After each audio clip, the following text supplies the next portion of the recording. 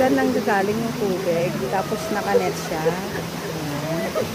Para hindi siya mapunta yung dumi doon sa baba.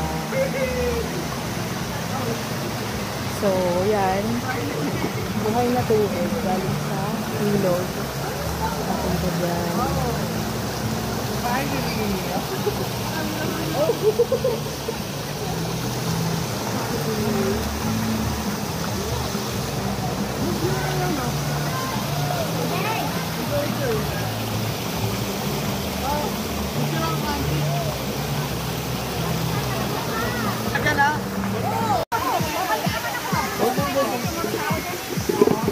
Huwag mo ganyan-ganyanin kasi nalalamig na eh, lalo mo pang sinasabi. Ayun,